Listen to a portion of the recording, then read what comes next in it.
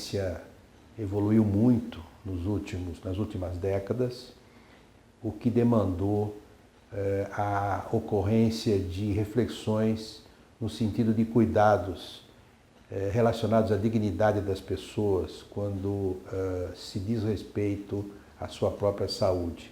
Então a ciência evoluiu tanto, a tecnologia evoluiu tanto, que acabou por nascer as reflexões, as discussões bioéticas, que significa a utilização bem feita, com critério, com parcimônia, de todos os recursos das ciências médicas, da tecnologia, no sentido da proteção e da recuperação, da reabilitação da saúde das pessoas, dos cidadãos que adoecem, ou mesmo no sentido preventivo, sem que isso possa ferir a sua dignidade. Quer dizer, nós temos que entender que nós, médicos, nós, profissionais da saúde em geral, devemos agir de acordo com as evidências científicas em relação aos nossos pacientes, obviamente em comum acordo com eles. Quer dizer, as decisões que nós tomamos são decisões nas quais existe a concordância da equipe de saúde com o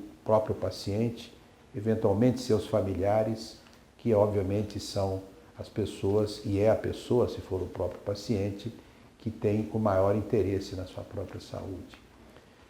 Nesse sentido, os profissionais têm responsabilidades, as instituições têm responsabilidades, e é necessário que se conheça estas responsabilidades. Os próprios cidadãos frequentemente não conhecem os seus direitos em relação aos momentos em que precisam ter a sua saúde assistida numa instituição ou por profissionais das mais variadas ordens. Nesse sentido, nós somos aqui no nosso país relativamente pobres em legislação, em normatizações de âmbito legislativo. Há um projeto de lei em curso no Congresso Nacional que diz respeito a elencar, do ponto de vista da norma legal, com a hierarquia da lei, os direitos dos pacientes nas instituições e os direitos dos pacientes quando se submetem a tratamentos médicos. Mas, do ponto de vista legal, é muito incipiente. Nós temos uma legislação no estado de São Paulo, até uma lei estadual editada pelo governador, o saudoso governador Mário Covas, que editou uma lei que diz respeito aos direitos dos pacientes. Vários direitos são estes. Direitos a terem o seu problema muito bem explicado pelas equipes de saúde, direito a receber orientação quanto às melhores possibilidades de investigação e de tratamento em relação ao seu problema de acordo com o momento científico, com o estado da arte científica, direitos do paciente relacionados a poder recusar ou aceitar os tratamentos propostos, direitos relacionados a acompanhantes, numa situação, por exemplo, crítica desses pacientes que eventualmente estejam numa situação irreversível, com uma doença grave, incurável e em terminalidade da vida. Essa legislação estadual permite que o paciente decida por se retirar da instituição, em comum acordo com as equipes médicas, para que possa ter o seu final de vida digno na sua casa, onde ele quiser, ao lado dos seus familiares. E é com base nessa lei que existe a proposta no Congresso Nacional, em função de um projeto de lei, no sentido de expandir isso para o território nacional. Agora, é evidente que existem normas infralegais, não é? Que estabelecem, principalmente do ponto de vista ético, as condições relacionadas a todas essas responsabilidades. É evidente que num tratamento, numa investigação, as responsabilidades são muitas. Responsabilidades do próprio paciente, responsabilidades dos médicos e demais profissionais da saúde e também responsabilidades das instituições. São muitas essas responsabilidades. E o ideal para que haja realmente uma boa assistência à saúde é que elas sejam sopesadas e, nos determinados momentos, sejam colocadas em ordem de prioridades. É evidente que, numa situação de relação médico-paciente ou instituição-paciente, o elo mais frágil é do paciente, que eventualmente está doente ou eventualmente precisa investigar alguma suspeita de doença. Então, no sentido de entendermos muito bem isso, é que se discute muito essas responsabilidades em relação à assistência à saúde dos pacientes. Existe uma carta do Ministério da Saúde, datada de 2006, que relaciona itens relacionados aos direitos dos pacientes, no nível da assistência pública brasileira, no nível do SUS. Alguns deles eu passarei a colocar aqui nesse momento, para que se possa entender como esse assunto é debatido e difundido da melhor forma que seja possível difundir. Mas sempre é importante nós relembrarmos certos detalhes. Por exemplo, todo cidadão tem acesso ordenado e organizado ao sistema de saúde. Qualquer cidadão tem direito a ter acesso ao sistema de saúde, a ser assistido universalmente, integralmente, de forma integrada no sistema de saúde. E existem direitos óbvios, né? Todo cidadão tem direito a tratamento adequado e efetivo para o seu problema. Isto parece óbvio, mas é necessário que esteja colocado e que seja relembrado para que, eventualmente, deslizes do ponto de vista da atenção ou mesmo deslizes do ponto de vista ético possam interferir na segurança e na dignidade das pessoas. Todo cidadão tem direito a um atendimento humanizado, acolhedor, sem nenhum tipo de discriminação. Também parece óbvio. Com respeito às suas pessoas, com respeito aos seus próprios valores individuais, sejam eles quais forem, valores sociais, valores religiosos, valores relacionados às suas próprias crenças políticas. Nós temos que respeitar os direitos individuais de cada indivíduo e, obviamente, cada cidadão tem direito a saber que os gestores da assistência à saúde estão comprometidos com esta máxima que é a melhor assistência à saúde dessas pessoas, né? Existem também algumas cartilhas que foram elaboradas por meio de publicações, algumas em formas de livros, dão conta de que algumas lembranças as pessoas devem ter em relação à sua própria assistência, né? Por exemplo, direito de ser atendido prontamente em casos de emergências ou urgências.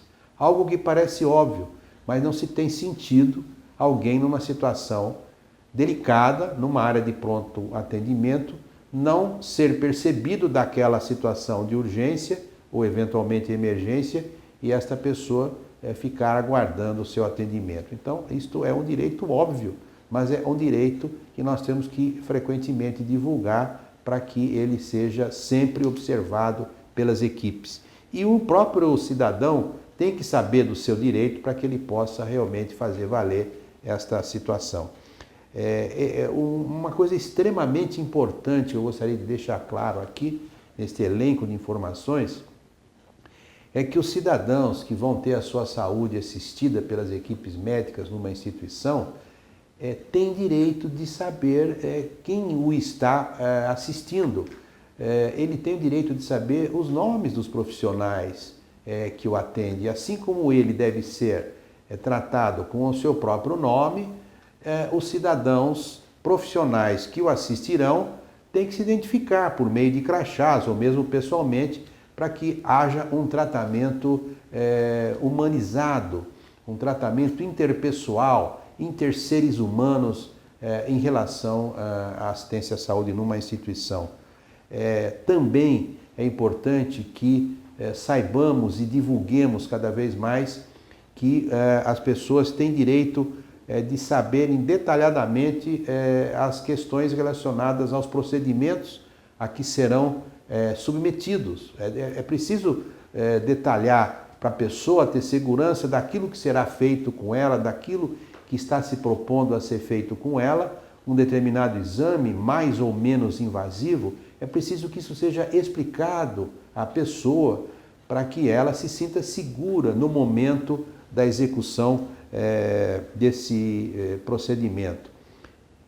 É óbvio que o que eu vou dizer aqui é absolutamente, deveria ser desnecessário, mas é evidente que nenhum indivíduo numa assistência à sua própria saúde pode ser discriminado por qualquer motivo, seja esse motivo qual for, étnicos, político-religiosos, classes sociais, etc. e tal. É necessário também que se saiba e que se divulgue que as pessoas têm direito a acompanhantes quando estão sendo assistidos na sua saúde, com as devidas limitações relacionadas às áreas administrativas nas quais essas pessoas, esses pacientes ingressam, e também é algo milenar, hipocrático, é necessário que os profissionais da saúde de todas as esferas de assistência profissional saibam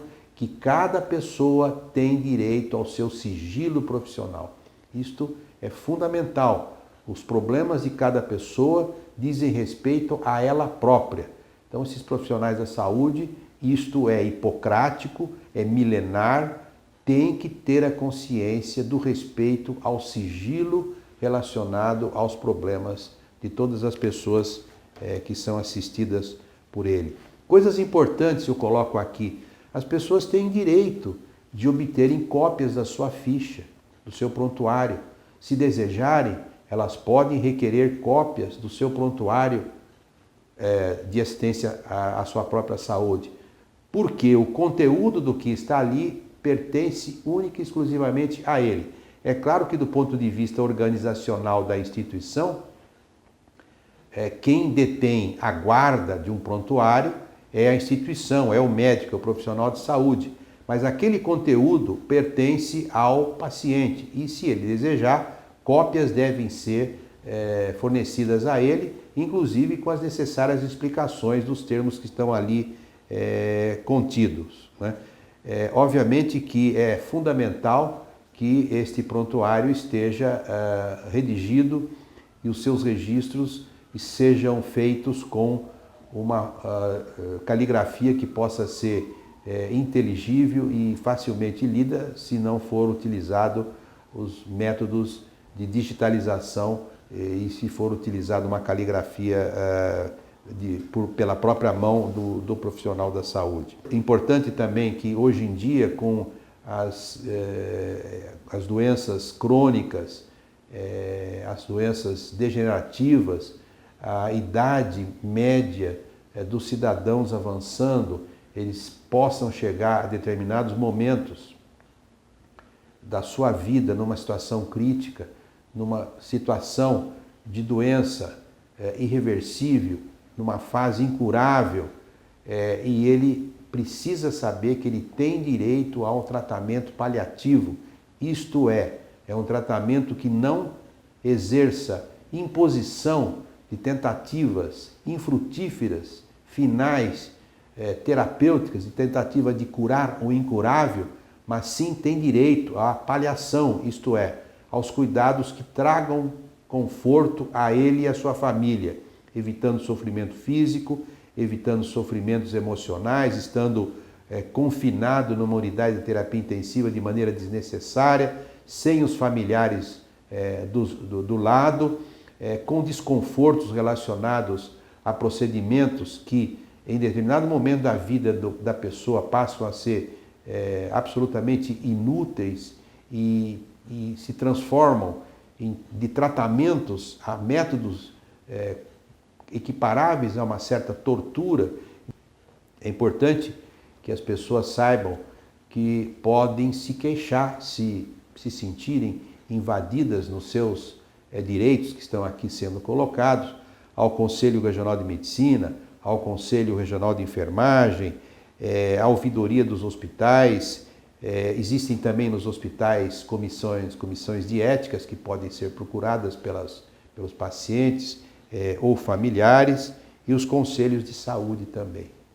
Em relação às instituições de assistência à saúde, é importante que elas conheçam esses direitos dos pacientes, porque os profissionais que vão assistir os pacientes estão dentro, eventualmente, de instituições de assistência à saúde, grandes instituições, maiores ou menores, com grandes organizações de gestão, e é necessário que estas situações que estão sendo colocadas aqui em relação aos direitos de cidadania da pessoa que adoece sejam divulgados. É importante que o gestor da instituição divulgue isso, é importante que o gestor da instituição oriente os seus colaboradores, os seus funcionários, aquelas pessoas que estarão em contato direto com o público que ali procurará o atendimento, para que todos possam agir de maneira uniforme, de maneira bastante hegemônica em relação à assistência à saúde. Para a instituição é muito bom, porque ela fica, obviamente, sendo conhecida como uma instituição que age em relação às pessoas que a procuram de maneira elegante, de maneira humanitária, de maneira serena, tratando todas essas pessoas de igual para igual do ponto de vista humano, interpessoal, e para os profissionais que ali atuam também se sentirão bem ao final do dia, gratificados por uma boa relação médico-paciente. E claro que a grande vantagem é para o paciente, que será, obviamente, alguém fragilizado, procurando uma instituição, procurando profissionais de saúde, com toda a infraestrutura funcional, com os colaboradores, se sentindo ali bem recebido, como se todas aquelas pessoas estivessem compreendendo, e assim deve ser, que ela tem um problema, está se sentindo fragilizada, está se sentindo mal, e é claro que essa pessoa, já com esta abordagem humanizada, vamos dizer assim, já tem o seu primeiro passo de recuperação da sua saúde. Lembrando que a pessoa do médico representa liderança, confiança e esperança para as pessoas que adoecem. A importância da relação médico-paciente.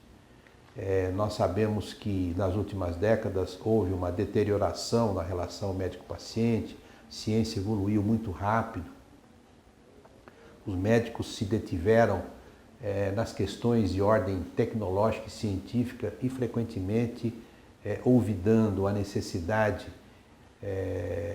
da boa relação médico-paciente, interpessoal, humana. Porque na realidade toda essa ciência só existe porque existirão pessoas que necessitarão desses conhecimentos. E o agente que leva toda essa evolução científica para o benefício dos cidadãos é o médico e todos os profissionais de saúde. Portanto, deixar bastante clara a importância da relação médico-paciente. Hoje em dia é fácil se obter conhecimento científico com as bibliotecas virtuais, nós sabemos o que está sendo publicado do outro lado do mundo facilmente, mas é preciso que eu entenda que esta evolução científica só tem sentido se for utilizada de forma humanizada para as pessoas que necessitam desse conhecimento. E nós somos os agentes que levamos tudo isto para o benefício dessas pessoas. Isso só pode ser feito com uma boa relação humana, interpessoal, médico-paciente. É importante ressaltar, nesses momentos finais, a importância da bioética, que é algo que nasceu nos anos 70 no sentido do respeito à dignidade humana, conforme disse no início. E deixar claro que a deliberação bioética parte do princípio fundamental de respeito pelo ser humano, tomado isto como premissa irrecusável. Todos que têm interesses envolvidos devem participar. Por serem atores morais válidos para expor seus argumentos racionais e justificando-os moralmente.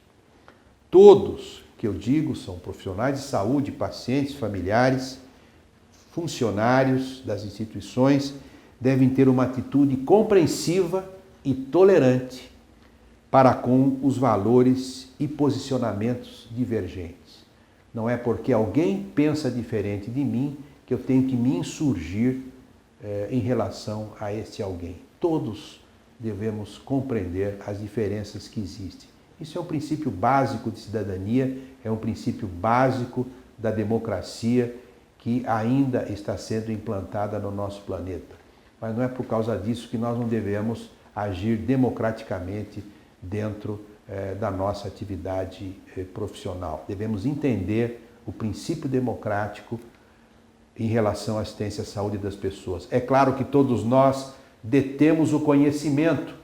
Isso nos dá uma assimetria em relação às pessoas, mas nós não podemos esquecer que esta assimetria é apenas em relação ao conhecimento que nós temos adquirido durante a graduação, a pós-graduação, mas é fundamental nós termos presente que a nossa relação com os nossos pacientes é simétrica. Nós somos pessoas que nos situamos como pessoas juntamente com os nossos pacientes. Portanto, a nossa relação deve ser a mais humanizada e compreensiva possível, entendendo as diferenças em relação a todas as pessoas.